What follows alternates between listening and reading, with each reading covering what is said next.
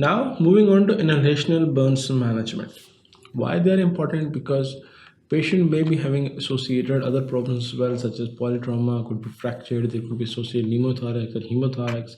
Yes, that is important, but we have to remember that if the patient had suffered inhalational injury at the time of trauma, later on, if the patient's airway may be patent at this time, this can eventually lead to compromised airway later on.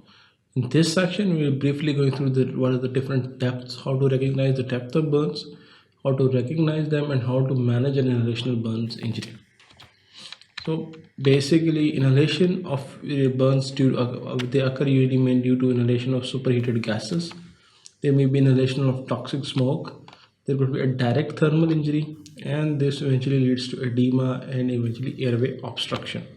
So the most common is the toxic inhalants, especially the tissue asphyxiants such as increased carbon monoxide which may be present in the air, which actually causes there may be associated pulmonary irritants as well, which eventually causes increased pulmonary edema and associated with systemic toxins as well. Now, how to analyze the depth of burns?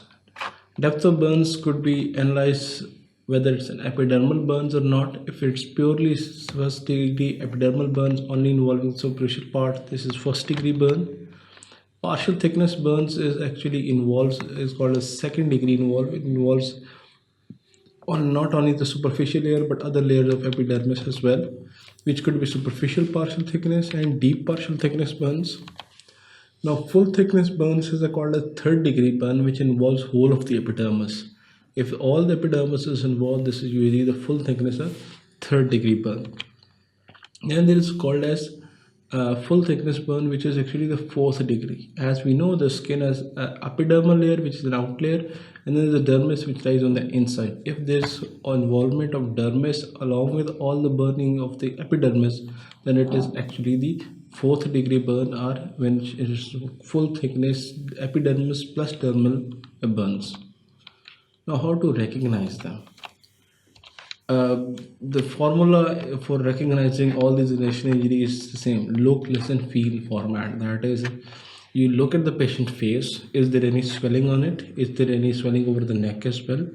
If you look at the nostrils, is there any singing of hair as well or not? If you see the patient eyebrows and hair, are they burnt or not? If there is singing of eyebrows, nostrils, and probably hair, then most likely the patient has suffered burns, and most likely the patient has suffered inhalation injury as well. If the patient airway is patent at this time, you can ask about a bit of a history. What was the situation in which this casualty had a problem? This will give you a clear-cut idea that was there any fire at the time of incident, and was the patient inhaling any smoke or gases or not.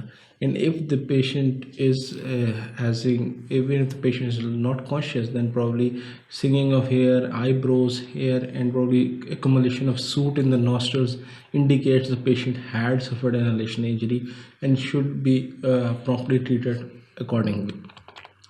History of fire, as I told you, in an enclosed space is a very clear indication that patient may be suffering an inhalation injury. Look for the physical signs. As I told you, one must look for the singing of hair in the eyebrows, the hair, as well as in the nostrils. Look for the soot which may be present in the oral cavity or in the nostrils as well. And we can also check the carboxyhemoglobin levels, because usually in the closed space with increased carbon dioxide concentration in the blood, therefore the carboxyhemoglobin levels would be high. Then chest x-rays are important because they are also part of the primary survey. So chest x-ray would reveal some degree of maybe associated problems along with the upper airway as well. And then bronchoscopy and radionuclide scanning, although rarely done, but once the patient has been stabilized and primary survey has been completed, then we can think of these injuries, because if it is specifically only inhalation injury we are managing. But usually bronchoscopy and radionuclide scannings come later on, once we have stabilized the patient in primary survey. Now comes to the management. Management is again, as in inhalation injury, the most problematic area is by history. If we know the patient has been inhaling toxic gases, there will definitely be edema. There will be necrosis of the laryngeal and pharyngeal tissue. There may be upper airway necrosis as well. This will eventually lead to further edema, and edema may eventually cause the airway compromise. So the first and foremost of ATLS is always there, that is the airway and cervical spine. So we have to secure the airway. Even if the patient airway is patent at this time, the patient is able to tell you that this is what happened with me, probably eventually then once the edema will settle in, airway will get compromised, and then the problem would be that we will not be able to pass the ETT as well. So we have to be on the lookout. Once the patient's airway gets compromised, we may have to pass the ETT or eventually secure a surgical airway. So airway securement is through the ETT or tracheal intubation. It could be a fiber optics assessment is actually done, in which the ETT actually passed under the fiber optic system, which is more easy to pass and can be quickly passed as well. Then if edema has already settled in, ETT we may not be able to pass due to edema and tissue spasm, then probably needle cricothyroidotomy or surgical airway has to be secured. Surgical airway could be in form of thoracostomy, or it could be through a tracheostomy. Then what else we need to do to manage these burns is high flow oxygen.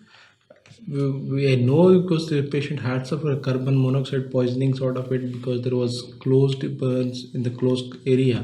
Therefore high flow oxygen must be given to these patients. And how we can assess that enough oxygen is going to the patient is through that optimum saturation levels should be more than 95%. And low normal EtCO2 should be below the level of 4.5 kilopascals. Now further management. Once we have secured the airway, we also have to look at the cervical spine, and as I told you, it's the protocol of ATLS that cervical spine must be protected until unless proven otherwise that there is no problem associated with it. And usually it's highly rare that a patient may be suffering from breathing difficulties such as pneumothorax, hemothorax, it could be flail chest, along with the inhalation injuries. So we have to rule out accordingly. Once we have secured the airway and so we ruled out cervical spine injury, we have to assess breathing of the patient. If that's okay, then we move on to circulation. Circulation is almost always affected with the burns, because there is massive fluid shifts which are occurring, and usually they're associated with hypovolemic shock. So how to manage circulation in the burns patient is through the two large IV bore cannulas, which usually maintain the peripheral line. Ideally they should be in the cubital fossa, but they can be in the other peripheral areas as well. In case of children, sometimes because their veins are small, we are unable to find any IV peripheral line. Usually now the recommendation is use of intraosseous cannula, which can be inserted into the tibia, although because it gives direct fluid to the body. But there was a time when intravenous cut down was quite common, especially in the case of children. But the problem is really vein cut down takes a lot of time. It requires a bit of experience as well, and sometimes circulation has of a paramount importance, and the fluids has to be given quickly. So for quick effective response to the circular hypovolemia, the use of intraosseous needles are now getting common and usually recommended as well. What else we can give is that to replace the fluid, we have to give fluid, and the most commonly is given is either Hartmann or Linger lactate, and usually by a Parkland formula. A Parkland formula is actually you calculate the percentage of the burns. For example, the patient weight was, let's suppose patient's weight was 60 kg. Patient had a 20% burn, and we know that usually adults require enough of it, almost 1 to 2 ml per kg of the body weight. So you multiply that by the 20%, multiply by 60, multiply by 2, you give a roughly amount. Then you calculate that, and how much fluid is required in 24 hours. You give half of that for fluid which is required in the first 8 hours, and the next half is given in the next 16 hours. That is how you give it for the fluid is actually given in burn patient for the first 24 hours. We can also go for Doppler and Taylor waveform analysis, but that is only if you are unable to find any large vein usually in the peripheral region, but that is actually to restore circulation in the body. Now comes the wound care. Wound care, as we know that usually is associated with inhalation burns, there may be associated thermal burns as well. So we have to remove the burned clothing. We have to use specialized gels and dressing, especially because so that the further hypovolemia can be prevented. And saline motion dressings must be used so that the patient does not suffer from increased hypovolemia, and they have to be changed regularly at intervals. And cooling eases pain, but analgesia has to be given as well. Other management includes actually transfers which may be required if you are not at the level 1 trauma center where there is actually a facility of burn management as well. Then you may need to transfer the patient to the specific burn unit. Analgesia must be given because it's especially if it's a superficial partial thickness, they are highly painful. Deep burns are actually their nerves are getting damaged, so they're less painful, but sometimes the patient may be having a deep burns along with some superficial area burns. So those superficial area burns may be very painful. So analgesia must be given to these patients along with the fluids. And usually it's for the partial thickness burns. Opioids may be given because it's actually centrally acting analgesia. Intravenously administered and usually infusion or patient control analgesia can be given in the patient as well. But that is provided that if the patient is not actually needs shifting. But if patient needs shifting to the main burn unit, then we have to give analgesia and make it sure the patient is referred to the burn unit as early as possible. Now, what are the indication of transfers to the main burn unit? They include partial thickness burns, which is greater than 20% of the body surface area. Partial thickness burns greater than 10% of the body surface area in age 10 to 50 years.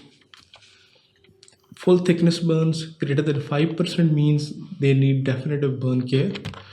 Partial and full thickness burns involving face, eyes, ears, and genitalia. These are even the hands. This means they need specialized care. They must be admitted or referred to the transfer to the specialized burn unit. Then significant electrical burns, significant chemical burns, for example, acid burns. There may be associated inhalational burns as well. The patient may be, although EDT may be passed, the patient may be breathing at the time, who would require ventilatory support later on. Burns in patients with a complicated illness, for example, there may be polytrauma along with the burns in children. Usually children less than 10 years of age usually require admission unless the burns are very superficial. Usually they must be referred to the burn unit.